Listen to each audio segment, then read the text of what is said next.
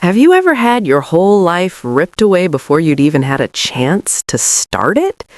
What would you do if, at 18 years old and 8 months pregnant, you walked out onto your front lawn and saw your own parents changing the locks on your house?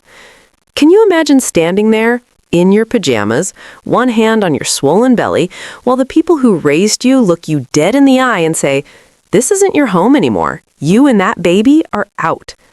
Because that's exactly where I was the morning after my 18th birthday. My dad had the toolbox out, kneeling by the front door, swapping out the lock like he was fixing a squeaky hinge. My mom stood beside him with her arms crossed, watching me through the screen like I was a stranger trespassing on her property. Boxes of my stuff were already piled on the grass. Clothes half folded, a lamp sticking out sideways, a busted box of baby clothes I'd gotten from a thrift store spilling onto the dirt. Neighbors slowed as they drove past, pretending not to stare. I could hear whispers from the lady across the street, the one who always used to tell me how polite I was as a little girl. You know that feeling when your stomach drops like an elevator just cut loose? That's what it felt like. Except there was nowhere to land. "Dad," I managed, my voice cracking, "what are you doing?"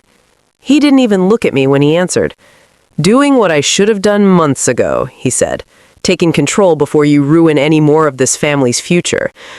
My mom finally opened the screen door, stepped out onto the porch, and looked me up and down like I was something the cat dragged in.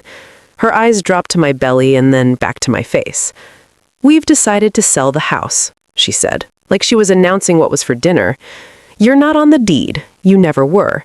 This is our property. You and your situation need to find somewhere else to stay."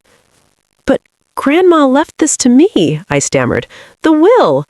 "We'll handle the will," she stamped, her voice suddenly sharp. "You're a child. You can't manage a house. You can't even manage your own life." My cheeks burned. My heart was pounding so hard I could feel it in my ears. I looked at the piles of my things on the lawn, at the door I'd walked through 1,000 times, at the neighbors peeking through their curtains pretending they weren't. And all I could think was, where am I supposed to go?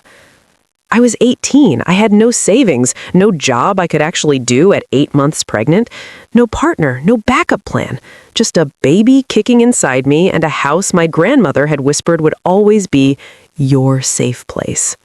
And now my parents were taking even that. I wish I could tell you I handled it with grace, that I calmly explained the law, that I stood up for myself right there on the porch. But the truth? I froze. I felt the shame before the anger. The shame of being the pregnant screw-up, the walking cautionary tale. The girl who should have been grateful her parents let her stay another day, even in a house my grandmother had meant for me. In that moment, as I stood there on the curb with my life in cardboard boxes, all my worst fears crashed over me at once. What if they were right? What if I really was too stupid, too irresponsible, too weak to hold on to anything good? What if I was about to bring a baby into the world with nowhere to put her? Have you ever realized in one horrible instant that the people you thought would catch you were the ones pushing you over the edge?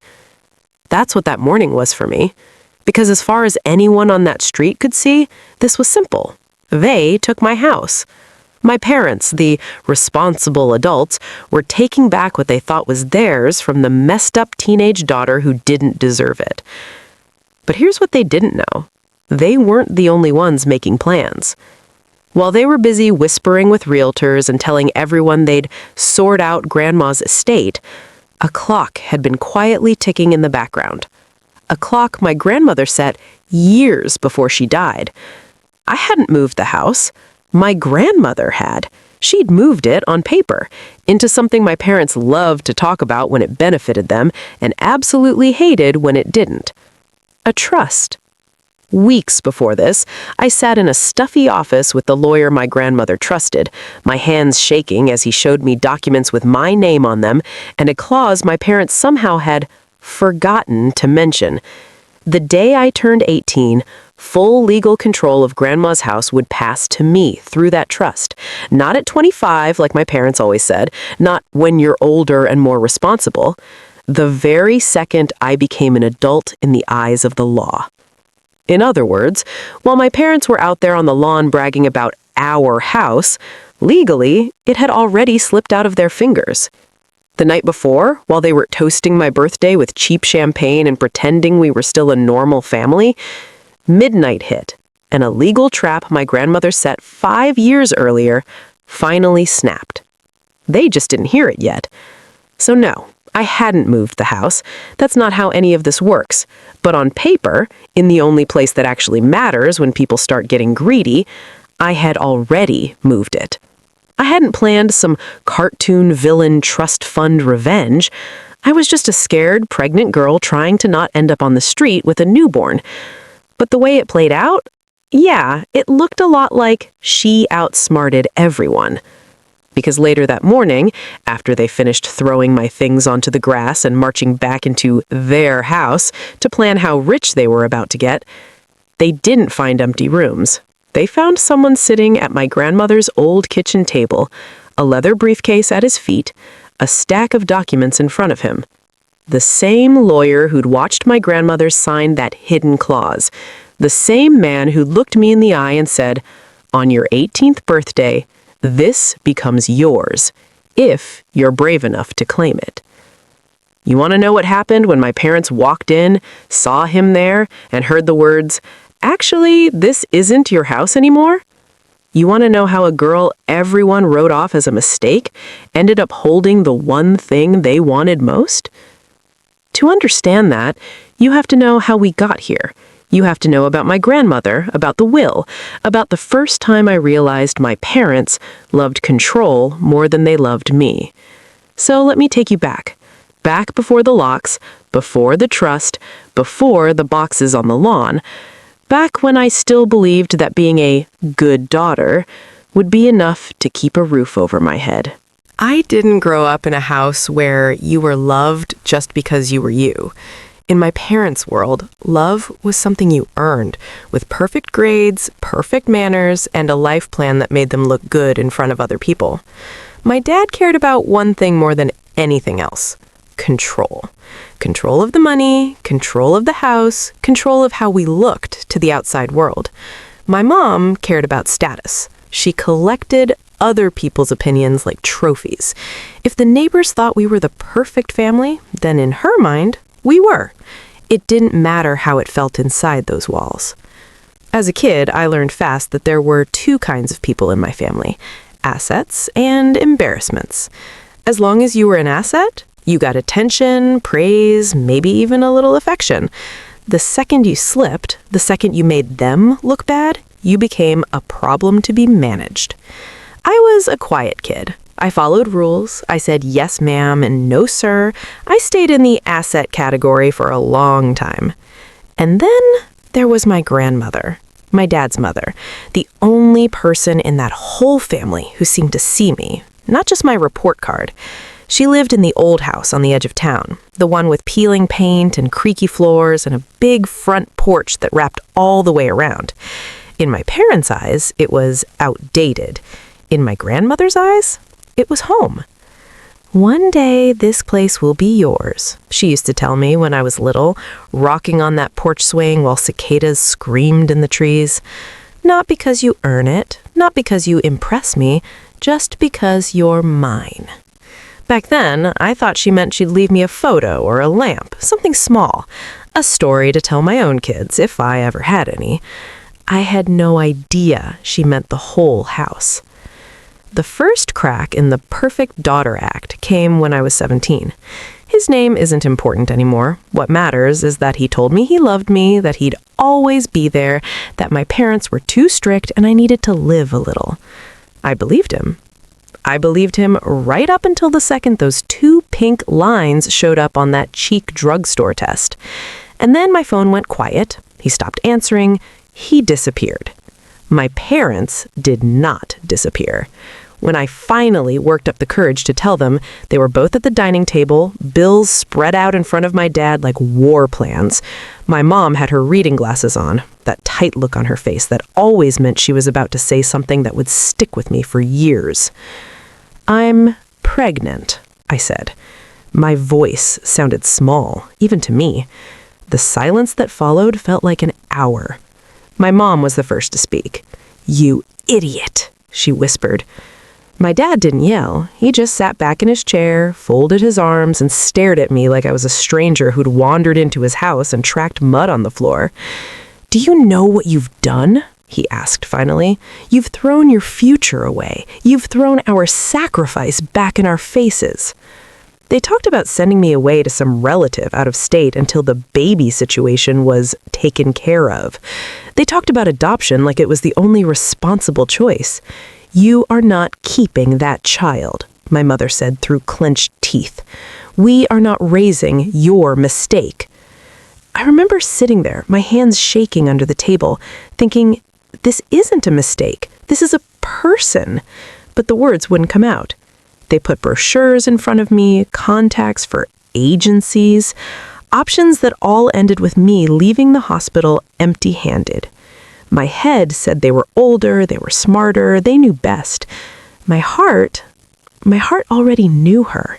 She was the little flutter in my belly when I lay awake at night, hand pressed low, whispering, "I'm here, I'm trying, I don't know how, but I'm trying."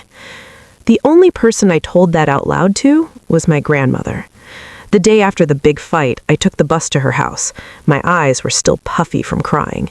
She opened the door, took one look at me, and pulled me into a hug so tight I almost broke. "You told you to get rid of her, didn't they?" she said into my hair. I pulled back, shocked. "How did you—" "Because I know my son," she said, her mouth hardening, "and I know your mother." We sat at her old kitchen table, the same one my parents like to call dated and junk, and I told her everything. I told her how scared I was, how Dad said he'd cut me off, how Mom said I ruined their reputation. She listened without interrupting, hands wrapped around a chipped mug of tea. When I finally ran out of words, she reached across the table and took my hand. "Do you want this baby?" she asked, honestly. I didn't even hesitate. "Yes." "Then you keep her," she said, "and you let them be embarrassed. They'll live." "How?" I whispered. "How am I supposed to do that with no money, nowhere to go?" She squeezed my hand. "You'll have somewhere to go," she said quietly. "I promise." A week later, she took me somewhere I'd never been, a small law office downtown. The receptionist knew her by name. The lawyer, a gray-haired man with kind eyes, stood up when we walked in. "You must be the granddaughter," he said to me. We sat in that stuffy little room while my grandmother talked about updating some things in her estate. She didn't go into detail with me right then. She just said, "I want to make sure my girl and her child always have a roof over their heads, no matter what my son thinks." The lawyer nodded, made notes, shuffled papers. I caught phrases here and there. Revocable trust, primary residence, successor beneficiary. It all sounded like another language. But every time I started to panic, my grandmother would look over and give me that steady, no-nonsense look that said, "Trust me." When we left, she walked me back to the bus stop and said, "There are going to be some papers with your name on them. Hold on to them. If anything ever feels wrong, you call that man. You hear me?"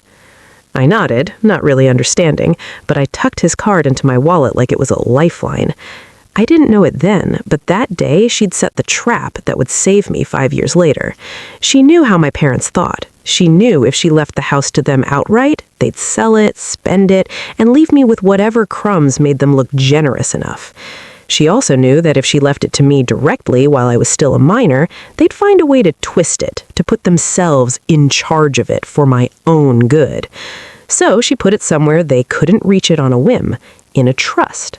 On paper, it still looked simple enough. My parents were listed as trustees until I was a certain age. They saw that part. They liked that part. It meant control. What they didn't know, what my grandmother and that lawyer kept very, very quiet, was that there was an amendment, a final change she signed not long before she died, something that said in dry legal language that on my 18th birthday, full management and beneficial control of the residence shall pass to her, and the current trustees have no further authority over sale or occupancy.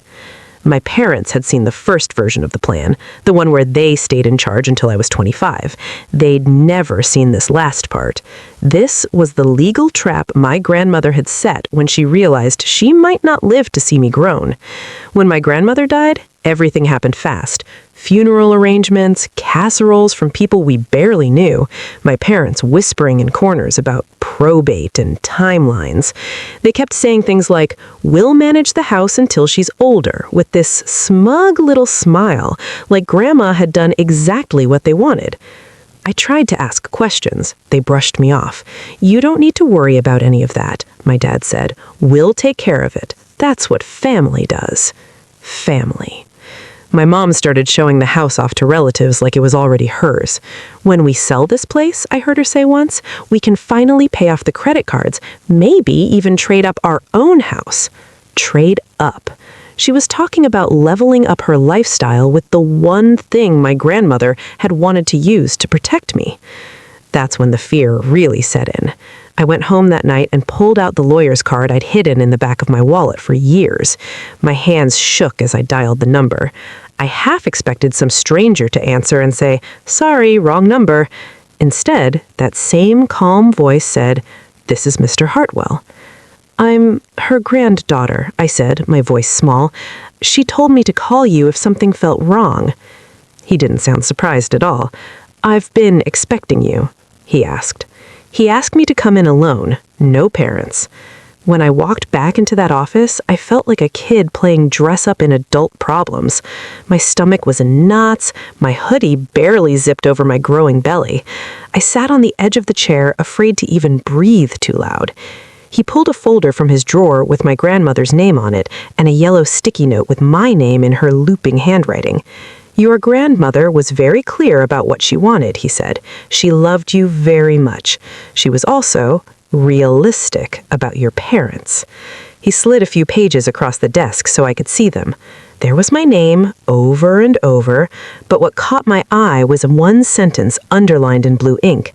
"On the beneficiary's 18th birthday, full management and beneficial control of the residence shall pass to her, and the current trustees have no further authority over sale or occupancy." My parents had seen the first version of the plan, the one where they stayed in charge until I was 25. They'd never seen this last part. This was the legal trap my grandmother had set when she realized she might not live to see me grown.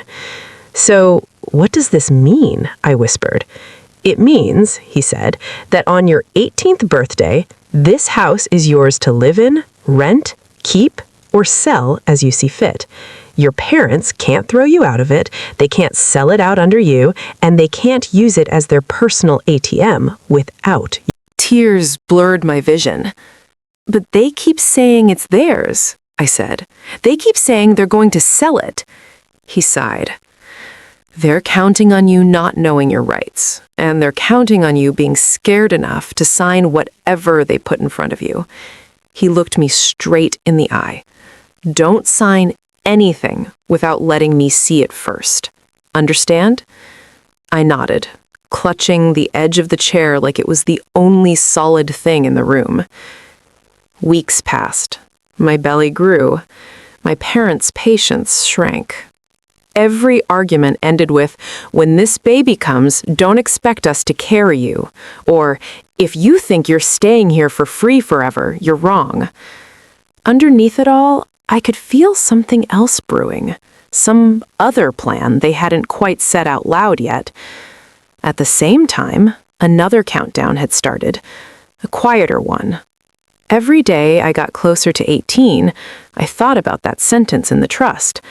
I thought about my grandmother's voice, "You'll have somewhere to go." I thought about that house, not as some abstract asset, but as the place where I might put my daughter to bed at night without wondering if the locks would change while we slept. By the time my birthday week rolled around, the tension in our house could have snapped steel. My mom barely spoke to me. My dad avoided me unless it was to remind me how expensive everything was getting. They had no idea that while they were sharpening their knives, a different kind of protection was quietly clicking into place. On the afternoon before my birthday, Mr. Hartwell called me again. "Tomorrow, it becomes official," he said. "I need you to come by so we can go over what that means." I went, my heart in my throat, and sat in that same chair while he walked me through the documents. One signature from him, one date on a line, and the trust would do exactly what my grandmother designed it to do: move the power out of my parents' hands the second I turned 18. I walked out of that office with a copy of the paperwork in a plain envelope, and the strangest feeling in my chest. Not safety, not yet, but the possibility of it. I had no idea that less than 24 hours, my parents would be on the lawn with a toolbox acting like nothing had changed, that they would try to scare me into giving up the one thing that might save me and my daughter. I also had no idea that when they marched inside that house to claim what they thought was theirs, the man they hated the most in the world, a lawyer they couldn't control, would already be sitting at my grandmother's table, waiting to tell them they were too late. The day it all officially shifted started out almost ordinary, if he didn't look too closely at the cracks. It was my 18th birthday, the magic age when, according to my parents, I was old enough to take responsibility, but somehow still too young to make any real decisions. My mom made a point of slapping a store-bought cake on the counter, all smiles. "Big day," she said, kissing the air near my cheek. "Our little girl's an adult." My dad raised a glass of cheap champagne at dinner. "To new beginnings," he said, looking right at me in a way that made my skin crawl. At the time, I thought they were just putting on a show for themselves, pretending we were a normal family celebrating a milestone. What I didn't know was that they were already counting down to the next morning, when they planned to take everything my grandmother had left me and shove me out the door. Luckily for me, someone else had been counting down too. Mr. Hartwell had asked me to come by the office that afternoon, before the little party. He sat in his chair with my fingers laced over my belly, feeling my daughter roll and stretch inside me, while he laid out 2 stacks of papers. "Here's what your grandmother's trust already does," he said, tapping the first stack.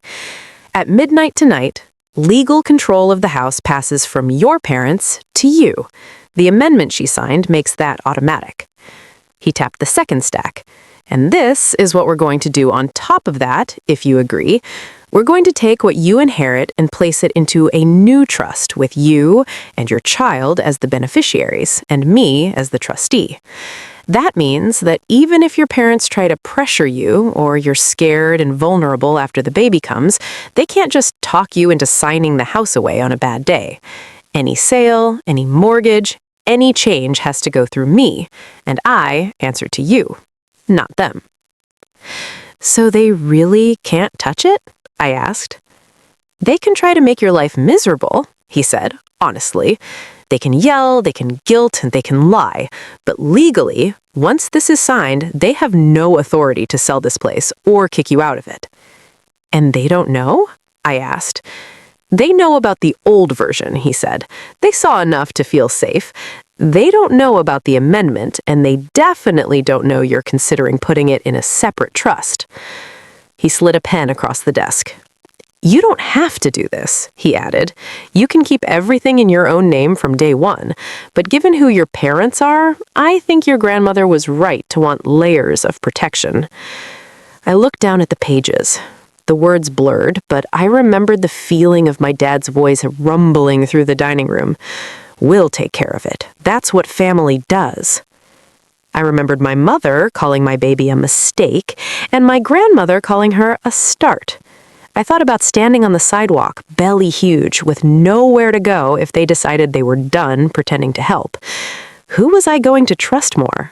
The people who treated me like a problem to fix, or the woman who'd gone to this much trouble to protect me even after she was gone? Okay, I whispered.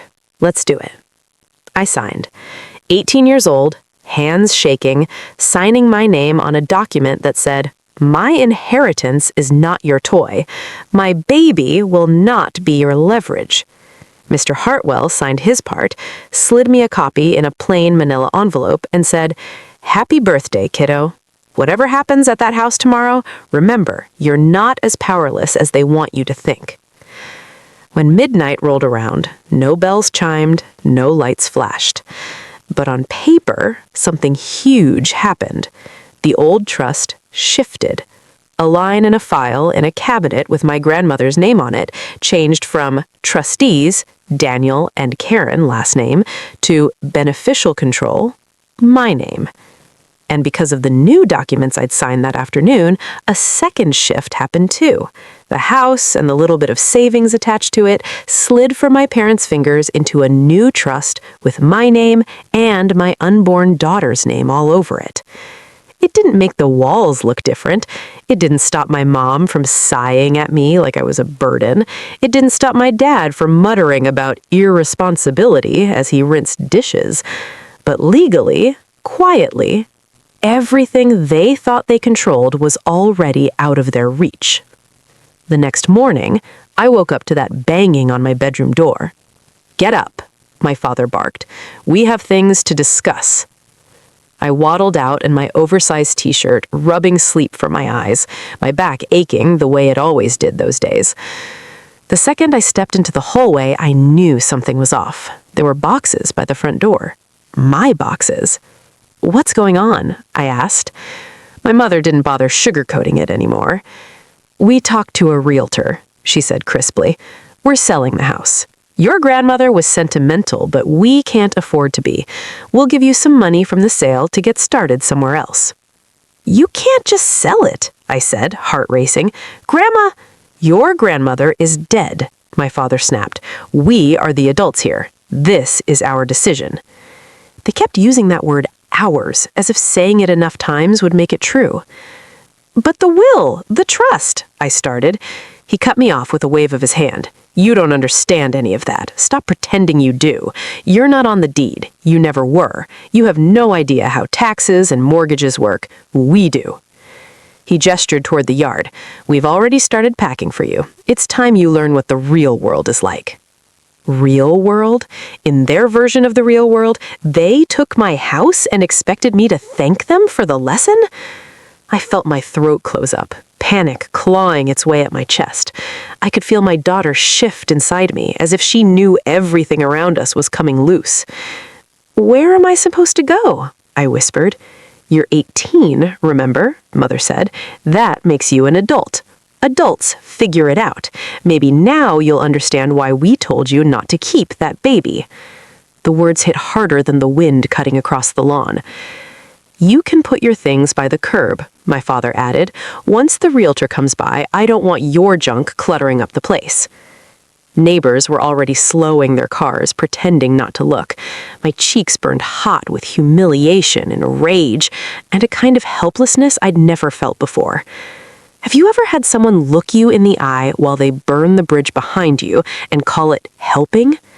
Standing there, 8 months pregnant, watching them strip my name from a house my grandmother meant to be my safe place, something in me finally snapped. I wanted to scream the truth right there on the lawn. You don't own this. You haven't for hours. You're throwing your daughter out of a house that doesn't even belong to you anymore. But I was shaking so hard I couldn't get the words out. All I could do was grab the manila envelope from my room, clutch it to my chest like armor, and step aside as they hauled more of my things onto the grass. They thought fear would make me fold. They thought if they pushed me hard enough, I'd cry and beg and sign anything to make it stop. Instead, I did the one thing they didn't expect. I left them alone. I sank down on the curb with my boxes, tears streaming silently, and let them believe they'd won. I let them stomp back into their house, slam the door, and start talking about paint colors and listing graces, because I knew something they didn't. As soon as I'd left Mr. Hartwell's office the day before, he'd made a quiet call. He'd told me, if they try anything, I'll be there. So while my parents were gloating on the front porch and changing locks that didn't mean what they thought they meant, he was already inside, sitting at my grandmother's old kitchen table with the trust papers neatly arranged in front of him. When they finally stormed in from the yard, ready to celebrate how they'd taken back control, they stopped dead in the doorway. "What are you doing in my house?" my dad demanded, his voice low and dangerous. Mr. Hartwell didn't even flinch. "Good morning, Daniel. Karen." He tapped the folder in front of him. "We need to talk about whose house this actually is."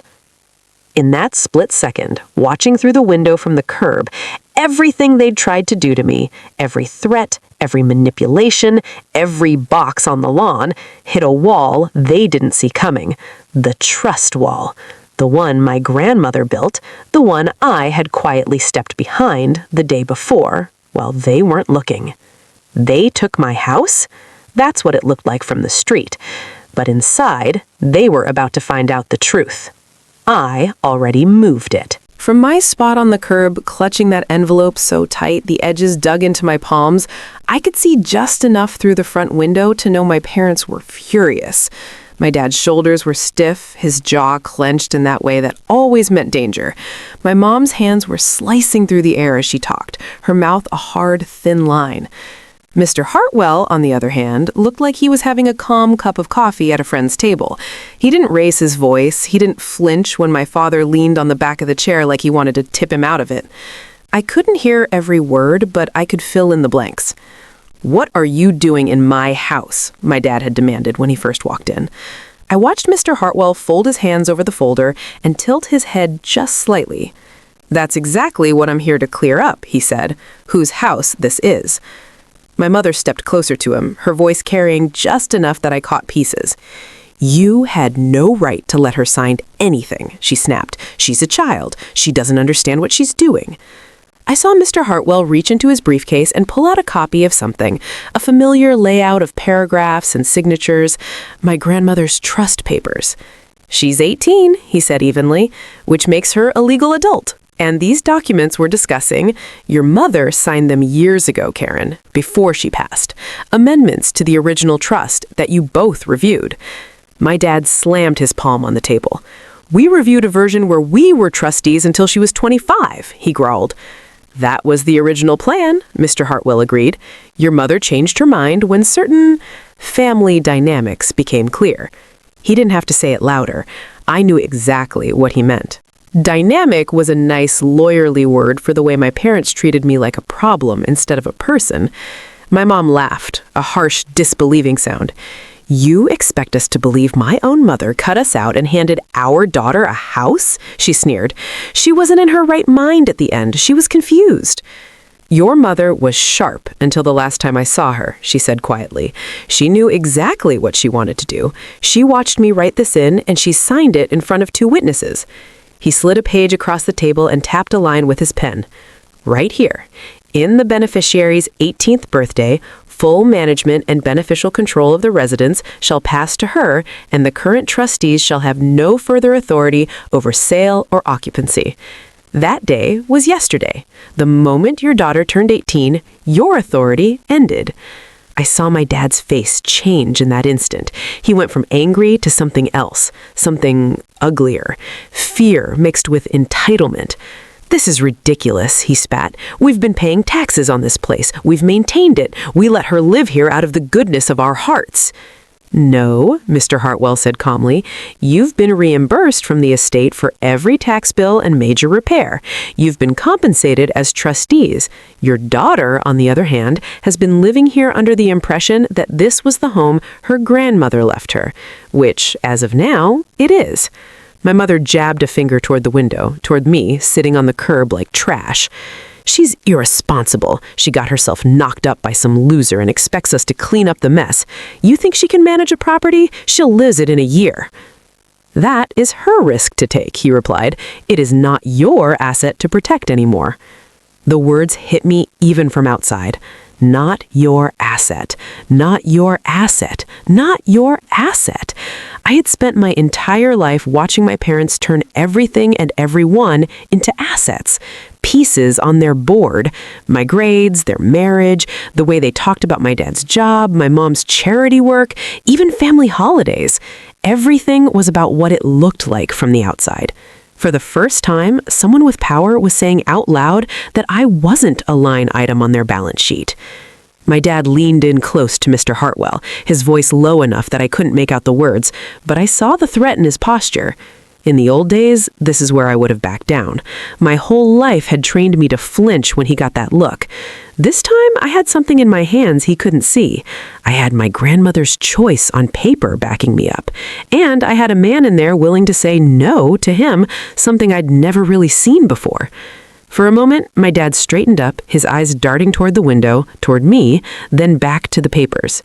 "So what? You're telling me she can just stay here forever? With that kid?"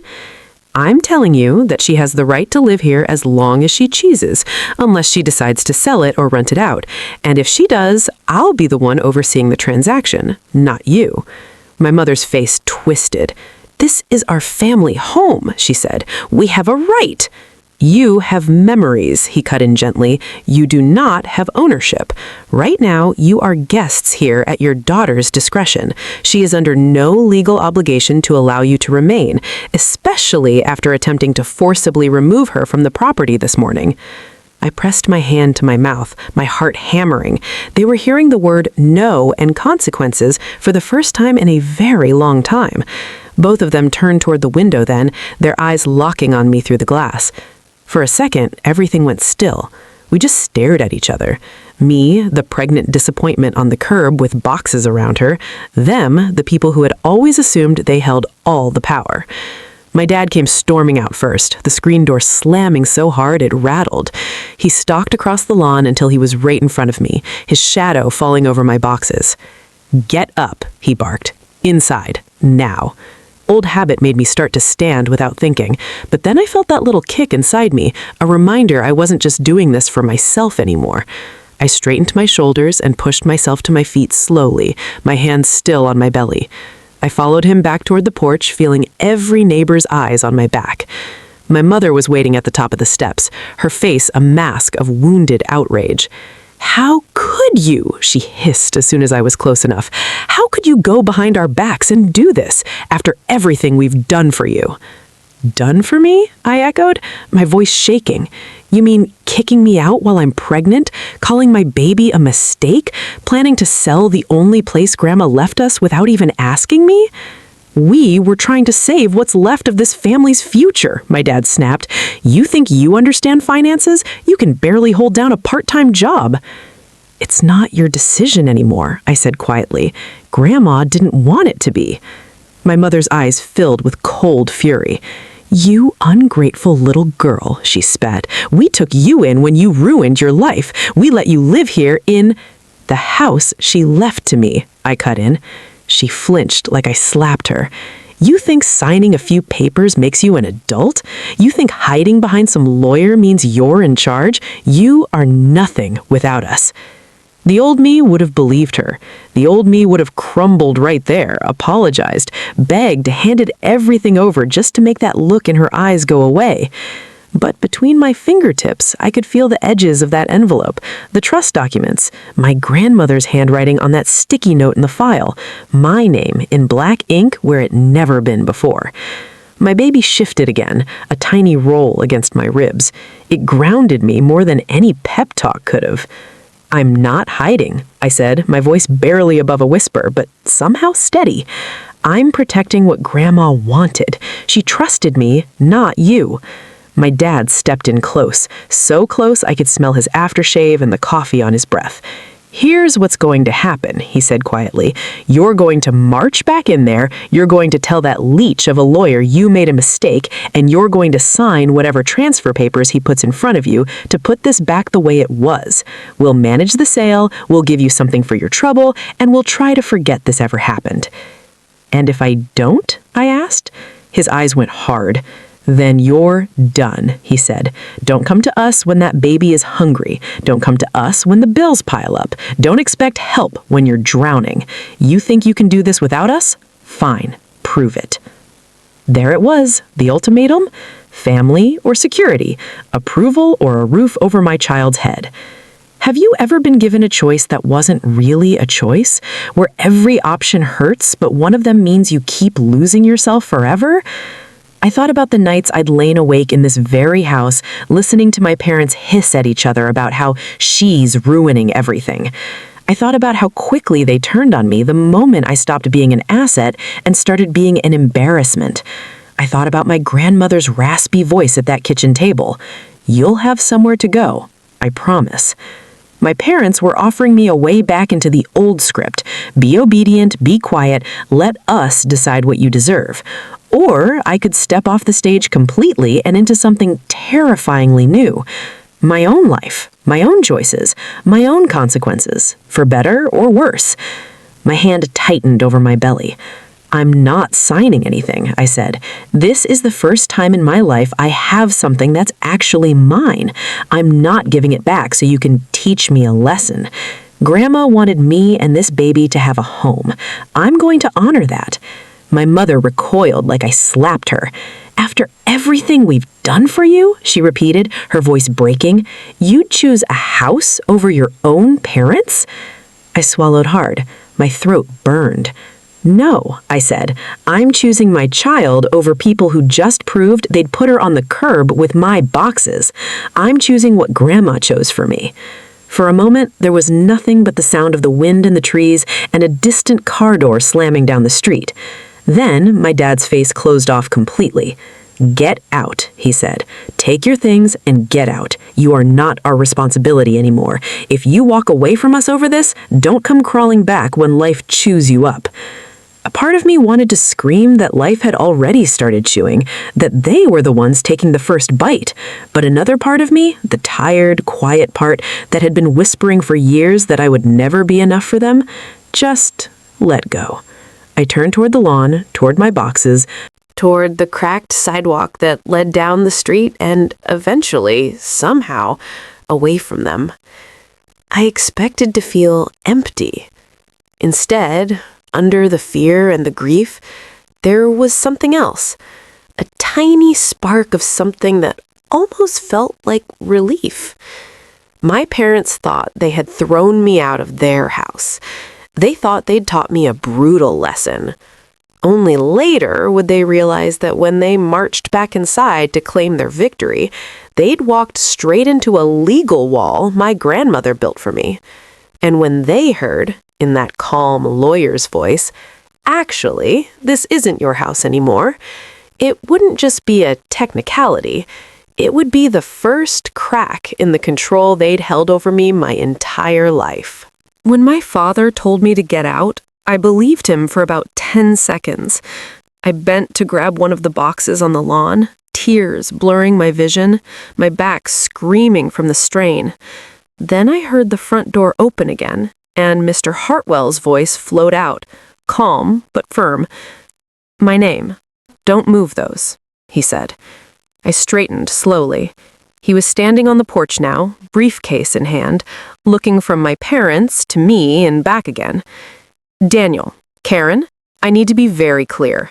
You no longer have authority to remove your daughter from this property. You certainly don't have the right to throw her belongings into the yard." My mother's eyes flashed. "This is our home," she snapped. "We can decide who lives here." He shook his head once. "No, it was your mother's home," he said, nodding at my dad. "Now it is your daughter's, through the trust. She has the legal right to occupy this house. You do not have the legal right to evict her." My father laughed, that ugly, disbelieving sound I knew too well. "What are you going to do, call the police on us in our own house?" "If necessary," Mr. Hartwell said, not missing a beat, "but I'd rather we handle this like adults." He turned to me then, his expression softening. "Do you want to live here?" he asked. It was such a simple question on the surface. Underneath, it was everything.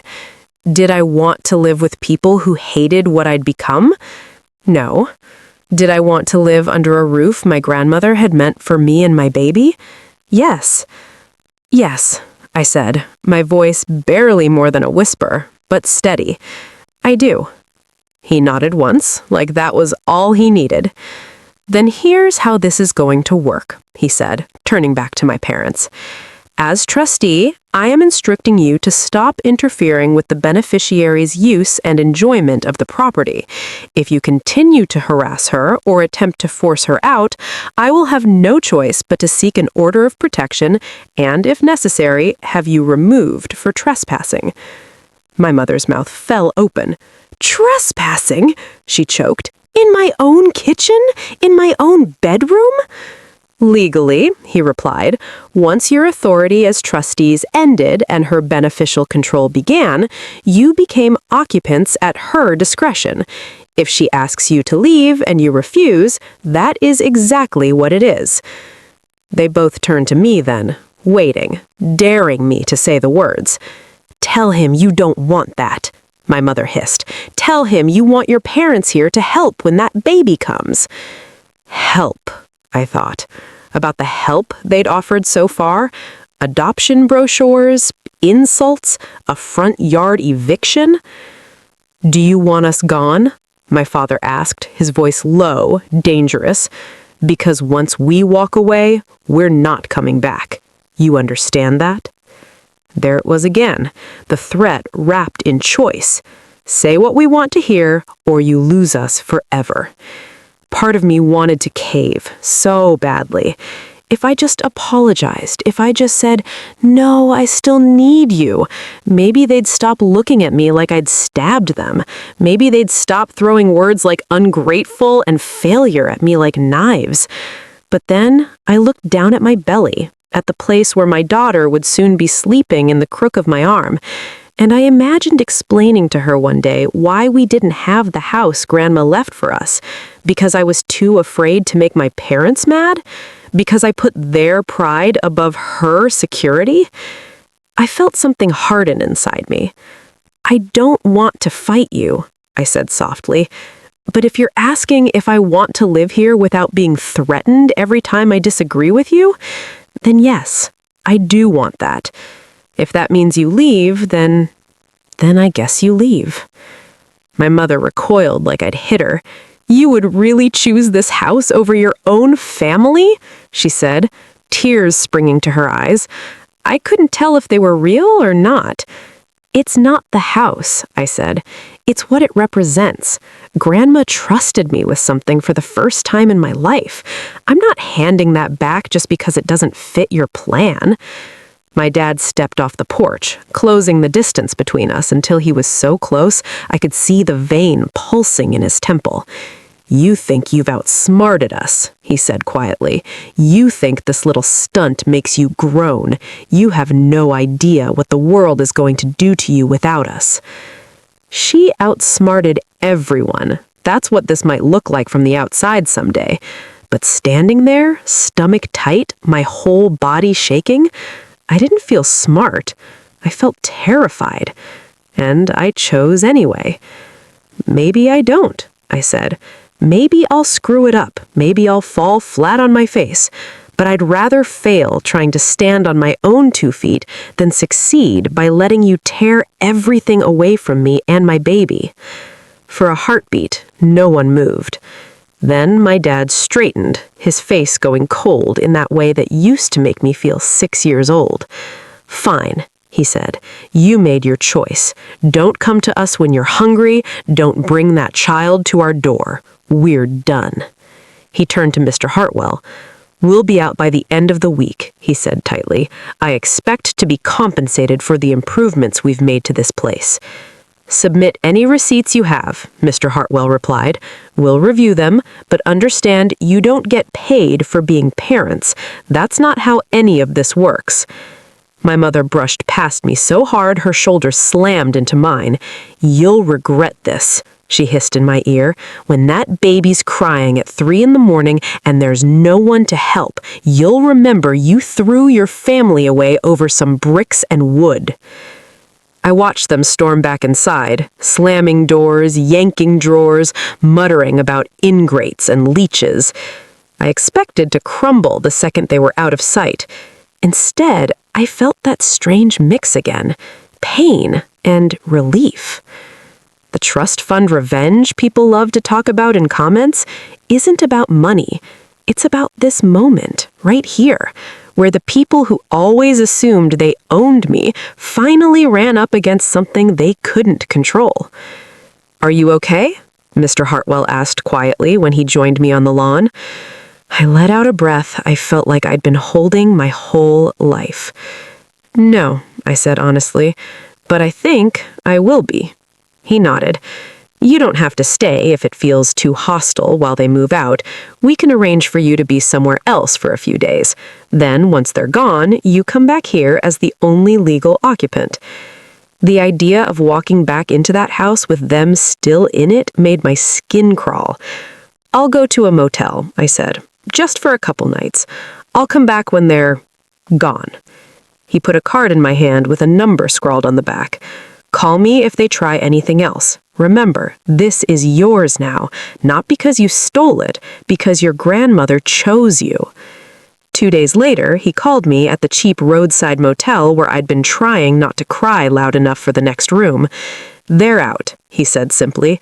"Keys are on the hook by the front door. I changed the locks this time, with your permission." I drove back with everything I owned crammed in the back of my beat-up car. My hands shook on the steering wheel the whole way. When I pulled into the driveway, their cars were gone, the windows were dark, the yard was quiet. I walked up the front path slowly, every step echoing with memories, running up these steps with a backpack, sneaking in after curfew, storming out after a fight. Now, I was coming home as the person whose name was on the papers. No more "we'll take care of it," no more "our house." I opened the door with the new key. My new key. The house smelled of dust and lemon cleaner. My parents had taken their furniture, their pictures, their fancy decor. The walls were bare. The place looked smaller without their things in it. And somehow bigger. "Welcome home," I whispered to the empty hallway, one hand on my belly. And for the first time, it actually felt true. They had tried to take my house. They'd thrown my things on the lawn and told me I was on my own. But in the end, when the dust settled, it was their taillights disappearing down the street and me standing in the doorway of the house my grandmother had always meant to be mine. The first night I slept in that house alone, it didn't feel like a victory. It felt like a haunted museum of my own life. Every creak of the floorboards sounded like my dad pacing. Every shadow on the wall looked like my mother standing there with her arms crossed, ready to tell me everything I was doing wrong. I sat on the living room floor, because there wasn't much furniture left, leaning my back against the wall, one hand on my belly, listening to the quiet. It was the same house I'd grown up visiting Grandma in, but without their presence, it suddenly felt like it was holding its breath, waiting to see who I was going to be in it. I cried a lot that night. Not just because I was scared, or because I'd just effectively been disowned, but because the weight of it all finally hit me. This wasn't just about winning or losing a house. It was about the fact that from this point on, I really was on my own. There was no more fantasy that my parents would come around, swoop in, and fix things when they saw how hard it all was. This was it. Me, my unborn daughter, and 4 walls my grandmother had sacrificed to give us. I remember whispering into the empty room, "Grandma, I hope you knew what you were doing, because I'm terrified." The weeks that followed were a blur. My due date was getting closer. My ankles were the size of melons. I was trying to figure out how to be a homeowner when I still felt like a squatter in someone else's place. Mr. Hartwell helped with the big stuff. He walked me through setting up a basic household budget with the little income the trust could legally distribute to me each month, enough to cover property taxes, utilities, and some essentials, but not some giant allowance like my parents probably imagined. "This is a safety net," he said, "not a lottery ticket. You'll still need to work when you're able." Some people in the comments later would say, "Must be nice living off Grandma." They didn't see the part where I was clipping coupons 8 months pregnant, trying to stretch every dollar so the trust money would cover the boring stuff: roof repairs, heating bills, the electrical panel that decided to give up right before winter. They didn't see me on the phone with social services asking what programs were available for single moms who weren't technically homeless but had no family support. The trust kept us from being out on the street. It didn't make life easy. It made it possible. 2 weeks after I moved back in, my water broke right there in Grandma's kitchen. I'll never forget that. Standing by the sink, washing a mug, feeling that sudden rush of warmth down my legs and thinking for half a second that I just lost control completely. Then the pain hit. Back-to-back contractions. I called an ambulance because there was no one else to call. There was no frantic dad grabbing a go bag, no mom throwing a coat over her shoulders, yelling about the hospital bag. We pulled away from the curb with the lights flashing, and for a second, I looked back at the house shrinking in the side mirror and thought, we're going to come back here different. People talk about childbirth like it's this glowing, empowering thing. Mine was messy and terrifying and long. I screamed, I cried, I begged some nurse not to let me die because there's no one else for her. But then she was here. This tiny, squirming, angry little person with my nose and a shock of dark hair. I named her Grace, not because I'm particularly religious, but because that's what it felt like. Some kind of undeserved mercy that she was breathing and warm and real. They offered to call my parents from the hospital. I almost said yes out of habit, then stopped. No. I shook my head. I said, there's no one to call. It's just us. When I carried her back into the house a day or two later, the sunlight from the front window fell across her face, and something inside me shifted again. This was what the trust was really about. Not contracts, not revenge, not outsmarting anyone. It was about the fact that I had somewhere to lay my daughter down that was ours, that no one could snatch away because they got mad. I set up her crib in the room that used to be my grandmother's sewing room. The walls were still that soft green Grandma had painted years ago. I hung a single mobile over the crib because that's what I could afford. And when I put Grace down for the first time and watched her tiny chest rise and fall, I knew every ugly fight, every slammed door, every legal word in that stack of papers had been worth it. At first, it was survival. I woke up every 2 hours to feed her, stumbling down the hallway, bumping into walls. I learned how to bounce and shush and hum at the same time. I learned that you can cry from exhaustion and joy in the same breath. I learned that on your own feels very different when there's a baby gripping your finger instead of just cardboard boxes on a lawn. When I was cleared to work, I took whatever I could find that fit around her needs. I did some work from home phone shifts, answering customer service calls while she napped in a bassinet beside my desk. I ironed clothes for a neighbor down the street for a few bucks a basket. I watched other people's kids in my living room so their parents could work night shifts. The house made that possible. Without it, I'd be bouncing between couches, trying to get someone to let me stay long enough to feel safe leaving my baby there while I worked. Without it, I'd have to choose between a shelter and going back to the same people who'd thrown me out.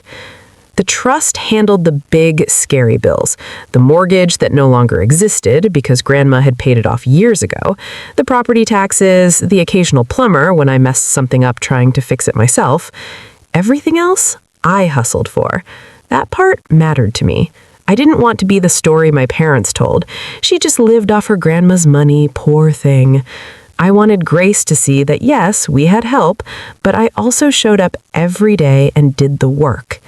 Slowly, the house started to feel like ours. I put up pictures, not just of Grandma, but of Grace's first bath, her first wobbly steps on the hallway rug. I painted one wall in the living room a color my parents would have hated, and smiled every time I walked past it because I didn't have to ask anyone's permission. My parents made one half-hearted attempt to fight back legally. They filed something contesting the trust, claiming Grandma had been manipulated, that I was too immature to understand what I was signing. Mr. Hartwell handled it. He asked if I wanted to attend the hearing. I said no. I didn't need to see them look me in the eye and call me stupid in front of a judge. He called me afterward. They didn't have a case, he said simply. The judge upheld everything. Your grandmother's wishes stand. I let out a breath I hadn't realized I'd been holding for months. "So that's it?" I asked. "They can't—" He said, "They can try to make noise, but legally, this conversation is over." Emotionally, of course, it wasn't. Some nights when Grace was finally asleep and the house was quiet, I'd sit on the porch with a blanket around my shoulders and wonder if I'd done the right thing.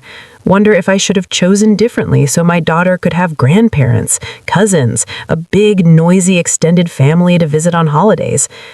Then I'd remember my mother hissing, "We are not raising your mistake," and my father telling me I was nothing without them. I'd look back through the front window at my babies sleeping in a crib paid for by a little sliver of the security they tried to steal, and my spine would straighten again. A few years passed like that, slow, exhausting, full of tiny victories. Grace got bigger. She learned to say mama and home and grandma when she pointed to the framed picture in the hallway. She asked me once when she was about 4, "Does grandma live here?" I swallowed past the lump in my throat. "Not anymore," I said, "but this was her house, and now it's ours. She wanted us to be safe." "Safe from what?" she asked, wide-eyed. I hesitated. How do you explain to a child that sometimes the people you need safety from share your last name? "Safe from not having a place to sleep," I said finally. "Safe from people who forget how to be kind when they're angry." She seemed to accept that. And then she did the thing kids always do, moved on to the next question about snacks or cartoons or why the sky looked purple at sunset. I heard small things about my parents through the grapevine. An aunt who still quietly sent Christmas cards to me instead of returning them to my mother did, would mention seeing them at church. "They don't talk about you," she said softly, "but they still brag about the house their mother left paying off their debts." I almost laughed the first time I heard that. My parents were still telling a story where they were the responsible ones, sacrificing for the family. That's the thing about people like them. They rewrite reality to avoid looking at the part they played. But the story the trust told was different. Every tax bill, it had my name on it. Every repair authorization, every tiny check issued to me as the beneficiary, it all pointed back to the same truth. The house was mine to care for now, not as a weapon, not as a trophy, as a responsibility. One afternoon, when Grace was about 6, we were out front planting flowers along the walkway. Her idea, after seeing some show where a little girl had a garden like a princess. A car slowed in front of the house. My heart stuttered. My first thought was, it's them. That's how deeply the old fear lived in my bones. But it wasn't my parents. It was a neighbor from down the street, an older woman named Carol, who had become my unofficial backup grandma whenever I needed advice about recipes or car trouble. She rolled down her window. "I just drove by because I like seeing this place with life in it. Your grandma would have loved those flowers." I wiped dirt on my jeans and smiled, feeling a rush of warmth. I hope so. Sometimes I still feel like I'm just borrowing it from her. "Honey," she said, "she gave it to you. Using it well is how you say thank you." That stuck with me. Using it well. Not hoarding it, not flaunting it, not letting it rot out of spite. That summer, I cleared out the old storage room and turned it into a tiny playroom for Grace and the kids I watched as a small home daycare during the week. I added shelves for toys, painted clouds on the ceiling with a friend's help, and bought a second-hand rug that made the room feel warm instead of like a spare closet. Every time a parent dropped off their child and said, "Thank you, this helps so much," I thought about how different my life would be if I'd let my fear talk me into giving this up. If I was still on someone's couch, asking permission to put up a baby gate. At night, when the house settled and the day's noise faded, I'd walk the halls, checking on doors, windows, my daughter's sleeping form, and I'd think about the girl I'd been on that lawn. Boxes around her, parents' words cutting into her like knives. She thought she was losing everything. In reality, she was stepping into the only thing that had ever really been hers. The trust fund revenge people online love, that satisfying idea that the greedy parents got what they deserved, it's real, in a way. They walked away with nothing but their pride and whatever story they told themselves to sleep at night. I stayed. with the legal protection they hated and the baby they never wanted me to keep. But when I look around this house now, years later, it doesn't feel like revenge. It feels like a promise, kept, not by my parents, by my grandmother, by me, to use what she left the way she intended, as a shield, not a sword, a foundation, not a throne. Sometimes, when the house is quiet and Grace is asleep down the hall, I let myself imagine the other version of my life. The one where I did what my parents wanted. The one where on that day in the yard, I wiped my eyes, said, "I'm sorry," and signed whatever papers they shoved in front of me. In that version, they took my house for real. No trust, no lawyer at the kitchen table, no legal trap snapping shut at midnight. I hand them the deed, they sell the place, pay off their debts, maybe even trade up, like my mother always dreamed of. They give me a little envelope of money, call it starting funds, and pat themselves on the back for being such generous parents. And me? I go back to that tiny apartment I never should have been in, or maybe someone's spare room, juggling rent and diapers and night shifts, praying every month that one unexpected bill doesn't push us over the edge. Maybe, in that life, I show up at their door a few times when things get really bad, and they let me in, just long enough to remind me how much I owe them for the privilege.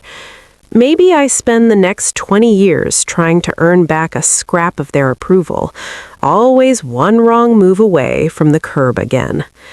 That version of me, I feel sorry for her. Not because she's weak, she's just doing what a lot of us are taught to do. Keep the peace at any cost. But the cost is always the same. You disappear so other people can stay comfortable. Have you ever done that? Shrunk yourself, handed over something important, your time, your boundaries, your peace, because someone told you it's for the family.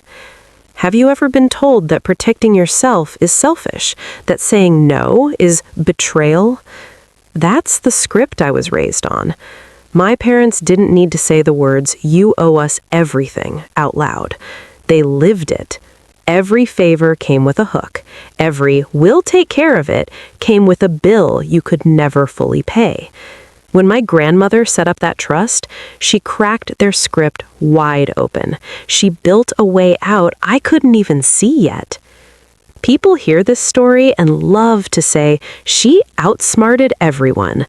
They picture me as this 18-year-old mastermind, quietly orchestrating trust fund revenge, while my parents twirled imaginary mustaches in the background. But that's not how it felt from the inside. From the inside, I was a scared, exhausted pregnant girl who could barely sleep for worrying about formula prices and doctor bills. I didn't feel smart. I felt desperate. I didn't put my inheritance in a trust because I wanted to win.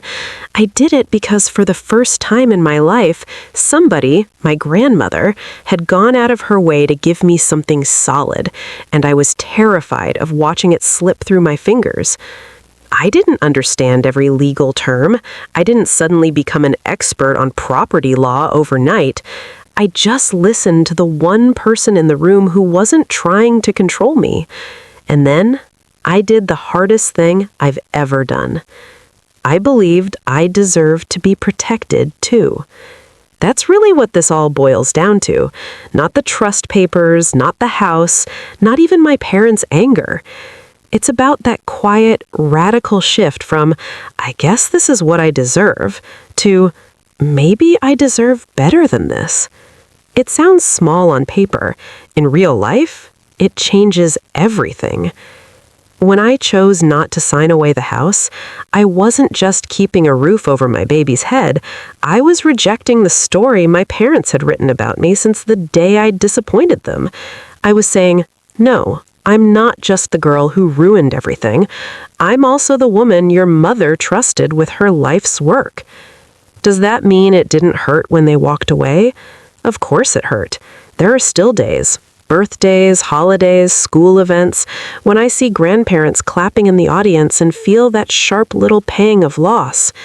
There are still moments I wonder what it would be like if my mother had been the kind of woman who showed up with casseroles instead of ultimatums. If my father had been the kind of man who said, "You made a mistake, but we'll figure it out together," instead of, "You are nothing without us." But then, Grace will run through the hallway of this house laughing, bare feet thumping on the floorboards my grandmother used to shuffle across, and I'll remember exactly why I made the choice I did. Because every time she asks, "Is this our home?" I get to say yes, without an asterisk, without "as long as Grandpa doesn't get mad," or "until someone decides you don't deserve it anymore." Yes, it's ours. Because another woman in this family looked at me, at my life, at my parents, and quietly said, "Enough." When people say trust fund revenge, what they really mean is this. For once, the person who was always on the bottom of the pile didn't get crushed. She got a fighting chance. Maybe your story doesn't involve a house. Maybe it's a bank account, a job offer, a relationship, something someone else thinks they have the right to control because they've always controlled you. Maybe you've been told that saying, "No, this is mine, and I'm going to use it to build a safer life," makes you greedy or ungrateful. If you've ever been that person on the curb, humiliated, scared, convinced that keeping even one good thing for yourself is some kind of crime, I want you to hear this. You are not selfish for wanting security. You are not a traitor for refusing to let people weaponize family against you. You are not wrong for choosing a stable home for your child over the approval of people who've already shown they'll throw you out when it suits them. Money doesn't fix everything. I still had to work, to parent, to heal. But that trust, that decision my grandmother made and that I honored, gave me a foundation. And on that foundation, I built something my parents never really offered me. A home where love isn't a reward for obedience, it's the baseline. How do I know I made the right choice?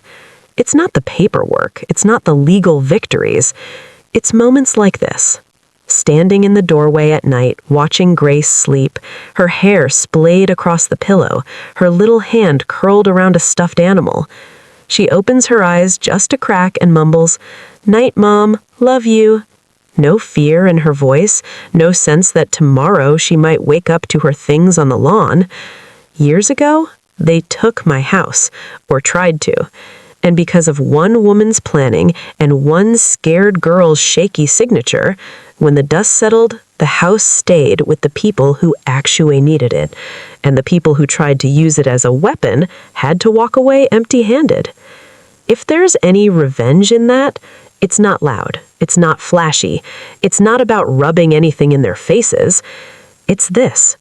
Every day that I unlock this door with my own key, every meal I cook in this kitchen without bracing for criticism, every time my daughter runs into my arms in this hallway, certain that she belongs here. It's a quiet, steady life they didn't think I was capable of having without them. They were wrong. Maybe that's the real outsmarting. Not the trust, not the legalese, just the simple, stubborn act of building a good life anyway, after they swore I couldn't.